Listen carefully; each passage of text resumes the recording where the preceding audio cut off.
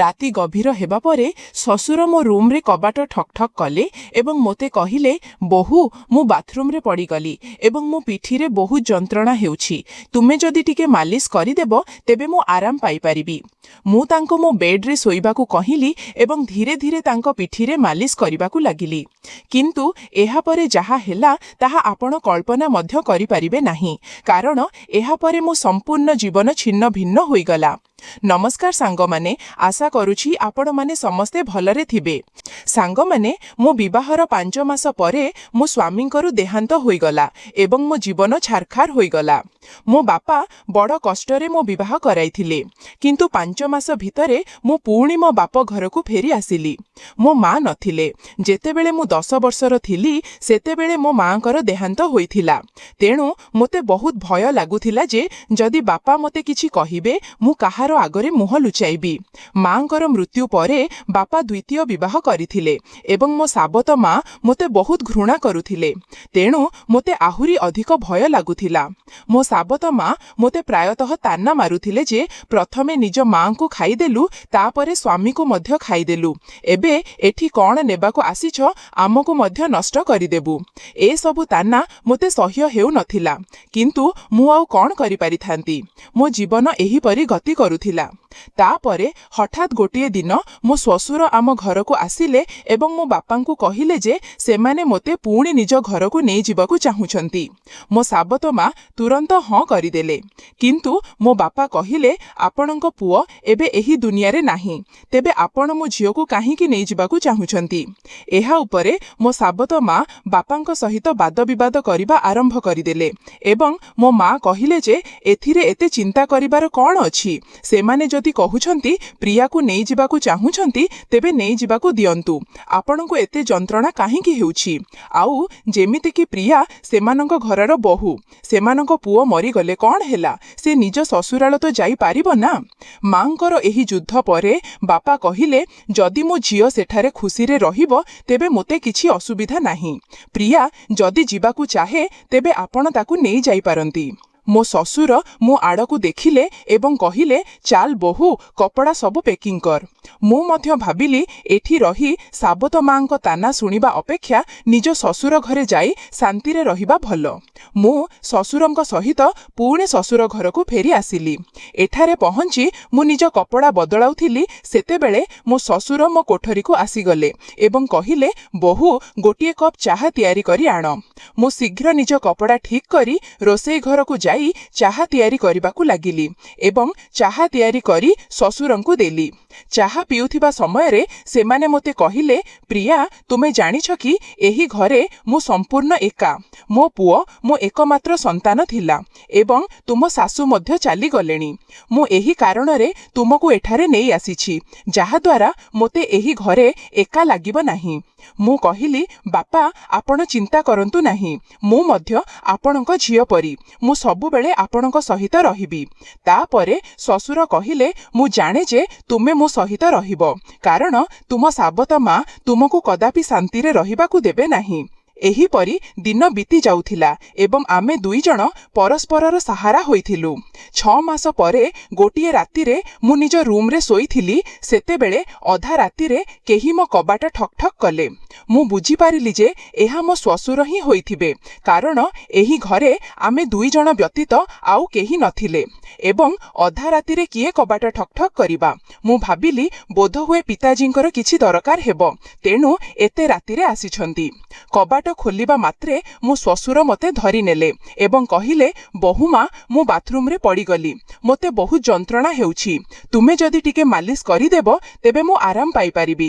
ତାପରେ ମୁଁ ସେମାନଙ୍କୁ ମୋ ଶଯ୍ୟାରେ ଶୁଆଇଦେଲି ଆଉ ସେମାନଙ୍କର ମାଲିସ କରିବା ଆରମ୍ଭ କରିଦେଲି। କିଛି ସମୟ ମାଲିସ କରିବା ପରେ ମୁଁ ଧ୍ୟାନ ଦେଲି ଯେ ଶ୍ୱଶୁର ମୋତେ ଅଦ୍ଭୁତ ଭାବରେ ଚାହୁଁଛନ୍ତି।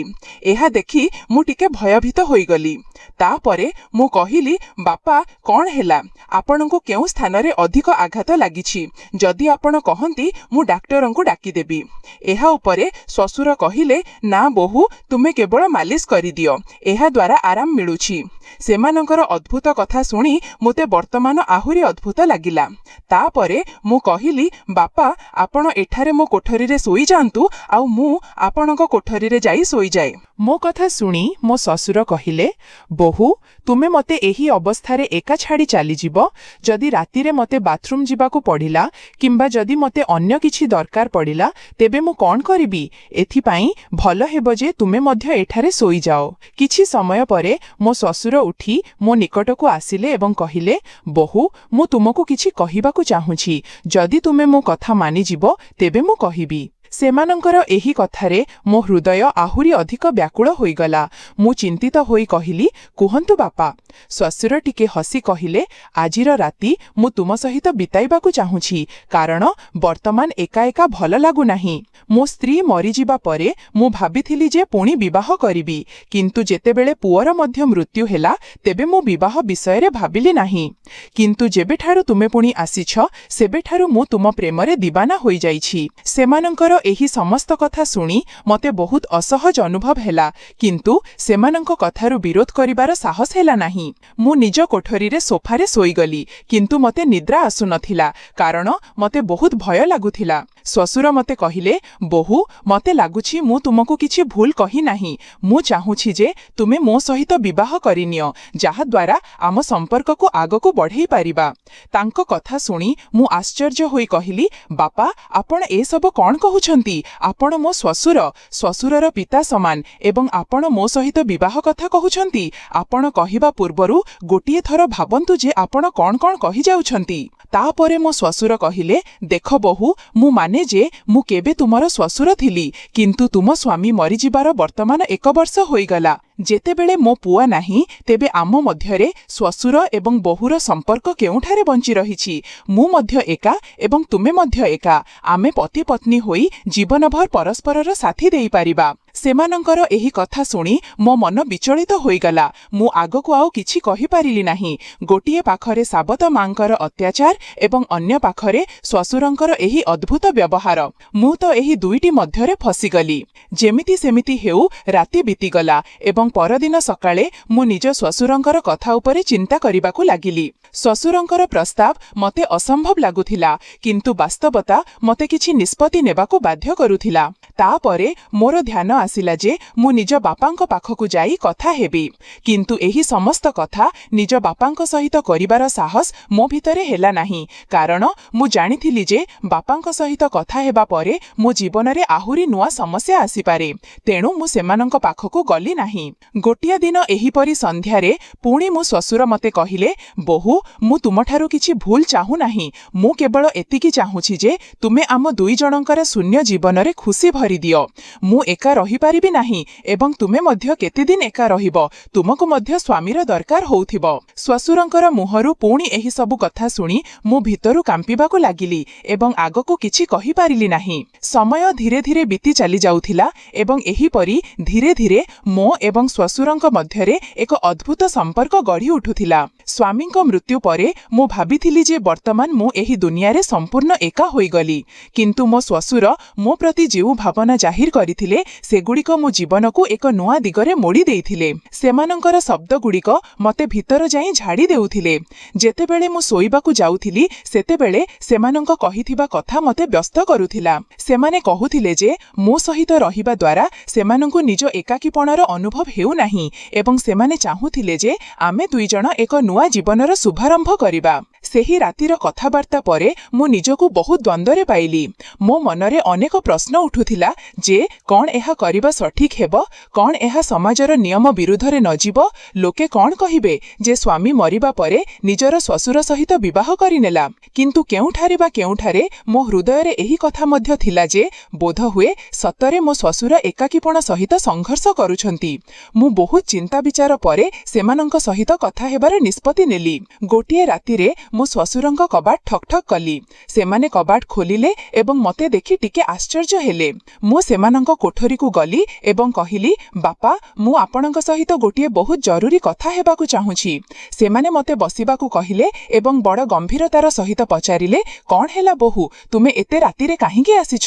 ମୁଁ ଟିକେ ସାହସ ଯୋଡ଼ି କହିଲି, ବାପା, ମୁଁ ଆପଣଙ୍କ ପ୍ରସ୍ତାବ ବିଷୟରେ ବହୁତ ଚିନ୍ତା କରିଛି।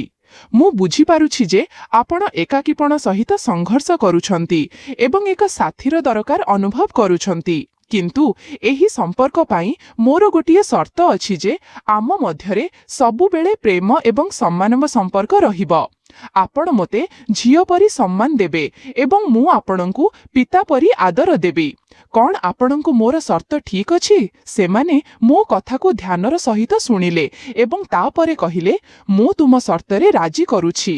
ମୁଁ ଏହି ପ୍ରେମ ଏବଂ ସମ୍ମାନକୁ ସବୁବେଳେ ବଜାୟ ରଖିବି। ସେମାନଙ୍କର ଏହି କଥା ଶୁଣି ମୋ ହୃଦୟର ଭାର ଟିକେ ହାଲୁକା ହୋଇଗଲା। ତାପରେ କିଛି ଦିନ ପରେ ଆମେ ଏକ ଛୋଟ ଅନୁଷ୍ଠାନରେ ବିବାହ କରିନେଲୁ। ଏହି ବିବାହ ସମାଜର ନଜରରେ ଅସାମାନ୍ୟ ଥିଲା, କିନ୍ତୁ ଆମେ ନିଜ ଅବସ୍ଥାକୁ ସ୍ୱୀକାର କରିନେଇଥିଲୁ। ବିବାହ ପରଦିନଗୁଡ଼ିକ ମୋ ପାଇଁ ଅତ୍ୟନ୍ତ ଖୁସିର ଦିନ ଥିଲା ଏବଂ ଗାଁର ଲୋକେ ନାନା ପ୍ରକାର କଥା କହିବା ଆରମ୍ଭ କରିଦେଇଥିଲେ। ସମ୍ପର୍କୀୟମାନେ ମଧ୍ୟ ଆମଠାରୁ ଦୂରୀଭୂତ ହୋଇଗଲେ, କିନ୍ତୁ ଆମେ ଏସବୁରୁ ପରବାହ ନ କରି ନିଜ ଜୀବନରେ ଆଗକୁ ବଢ଼ିବାର ନିଷ୍ପତ୍ତି ନେଲୁ। ଆମ ସମ୍ପର୍କରେ ଧୀରେ ଧୀରେ ପ୍ରେମ ଏବଂ ବୁଝାମଣା ବଢ଼ିବାକୁ ଲାଗିଲା। ଶ୍ୱଶୁର ଘରେ ପୂର୍ବରୁ ଯେଉଁଠାରେ ମୁଁ ନିଜକୁ ଅସହଜ ଅନୁଭବ କରୁଥିଲି, ବର୍ତ୍ତମାନ ସେହି ଘର ମୋତେ ନିଜ ପରି ଲାଗିବାକୁ ଲାଗିଲା। ମୋ ଶ୍ୱଶୁର ପ୍ରତ୍ୟେକ ସମ୍ଭବ ପ୍ରୟାସ କରୁଥିଲେ ଯାହାଦ୍ୱାରା ମୁଁ ଖୁସି ରହିବି। ସେମାନେ ମୋର ପ୍ରତ୍ୟେକ ଛୋଟ ବଡ଼ ଦରକାରର ଖ୍ୟାଲ ରଖୁଥିଲେ ଏବଂ ମୋର ସମସ୍ତ ଇଚ୍ଛା ପୂରଣ କରୁଥିଲେ। ସେମାନେ ପ୍ରତିଦିନ ମୋ ପାଇଁ କିଛି ନା କିଛି ନୂଆ କରିବାର ଚେଷ୍ଟା କରୁଥିଲେ। କେବେ ମୋର ପସନ୍ଦର ଖାଦ୍ୟ ଜିନିଷ ଆଣୁଥିଲେ ତ କେବେ ମୋ ପାଇଁ ନୂଆ ନୂଆ ଶାଢ଼ୀ ଆଣୁଥିଲେ। ଧୀରେ ଧୀରେ ମୁଁ ସେମାନଙ୍କ ପ୍ରତି ଏକ ଅଲଗା ପ୍ରକାରର ଆଦର ଅନୁଭବ କରିବା ଆରମ୍ଭ କରିଦେଲି। ଆମେ ଦୁଇଜଣ ମିଶି ଏକ ନୂଆ ଜୀବନର ଶୁଭାରମ୍ଭ କରିଥିଲୁ। ବାପା ବର୍ତ୍ତମାନ ମୋ ଜୀବନର ଏକ ଅଭିନ୍ନ ଅଂଶ ହୋଇଗଲେ ଏବଂ ବର୍ତ୍ତମାନ ଆମ ମଧ୍ୟରେ ସମ୍ପର୍କ କେବଳ ଶ୍ୱଶୁର ଏବଂ ବୋହୂର ନୁହେଁ, ବରଂ ବର୍ତ୍ତମାନ ଆମେ ସ୍ୱାମୀ ସ୍ତ୍ରୀ ଏବଂ ଏକ ପ୍ରାଣ ହୋଇଗଲୁ। ସେମାନେ ମୋତେ ପୁଣି ହସିବା ଶିଖାଇଥିଲେ, ଜୀବନକୁ ଏକ ନୂଆ ଦୃଷ୍ଟିକୋଣରୁ ଦେଖିବା ଶିଖାଇଥିଲେ। ବିବାହର କିଛି ମାସ ପରେ ମୁଁ ଅନୁଭବ କଲି ଯେ ଆମ ମଧ୍ୟରେ ଏହି ନୂଆ ସମ୍ପର୍କ ମୋତେ ଏକ ନୂଆ ଦିଗ ଦେଉଛି। ଆମେ ଦୁଇଜଣ ମିଶି ଅନେକ କଷ୍ଟର ସାମ୍ନା କଲୁ ଏବଂ ପ୍ରତ୍ୟେକ ଥର ପରସ୍ପରର ସାଥୀ ଦେଲୁ। ମୋ ଶ୍ୱଶୁର ସହିତ ମୋର ଏହି ନୂଆ ସମ୍ପର୍କ ମୋତେ ଜୀବନର ଅନେକ ନୂଆ ପହଳୁ ଦେଖାଇଥିଲା। ସେମାନେ ମୋତେ ଏହି ଅନୁଭୂତି ଦେଇଥିଲେ ଯେ ଜୀବନରେ ଯଦି ସାଥୀ ସଠିକ୍ ହୁଏ, ତେବେ କୌଣସି ମୁସ୍କିଲ ଏତେ ବଡ଼ ନୁହେଁ ଯାହାକୁ ପାର କରାଯାଇ ପାରିବ ନାହିଁ। ସମାଜ ମଧ୍ୟ ଆମକୁ ବହୁତ ଖରାପ ଶୁଣାଇଥିଲା, କିନ୍ତୁ ଆମେ କାହାର କଥାରେ ମନ ଦେଲୁ ନାହିଁ। ଆମ ସମ୍ପର୍କରେ ଧୀରେ ଧୀରେ ଏକ ନୂଆ ପ୍ରକାରର ପ୍ରେମ ଏବଂ ସମ୍ମାନ ଉଭା ହେବାକୁ ଲାଗିଲା। ସେମାନଙ୍କ ସହିତ ବିତାଇଥିବା ପ୍ରତ୍ୟେକ ମୁହୂର୍ତ୍ତ ମୋତେ କିଛି ନୂଆ ଶିଖାଇଥିଲା ଏବଂ ମୋତେ ଅନୁଭବ ହେଲା ଯେ କେବେ କେବେ ଜୀବନ ଆମକୁ ଏପରି ମୋଡ଼ରେ ନେଇ ଆସେ ଯେଉଁଠାରେ ଆମକୁ ନିଜ ନିଷ୍ପତ୍ତି ଉପରେ ପୁନଃ ବିଚାର କରିବାକୁ ପଡ଼େ। ଆଜି ମୁଁ ନିଜ ଶ୍ୱଶୁରଙ୍କ ସହିତ ଏକ ନୂଆ ଜୀବନ ଯାପନ କରୁଛି ଏବଂ ଆମ ମଧ୍ୟରେ ପ୍ରେମ ଏବଂ ସମ୍ମାନ ପୂର୍ବଠାରୁ ମଧ୍ୟ ଅଧିକ ମଜବୁତ ହୋଇଗଲାଣି ଏବଂ ସେମାନେ ମୋ ଜୀବନର ସବୁଠାରୁ ମହତ୍ତ୍ୱପୂର୍ଣ୍ଣ ବ୍ୟକ୍ତି ହୋଇଗଲେଣି। ତାପରେ କିଛି ବର୍ଷ ପରେ ମୋର ଗୋଟିଏ ଝିଅଟିଏ ହେଲା। ଆମେ ସମସ୍ତେ ଖୁସିରେ ରହିଲୁ।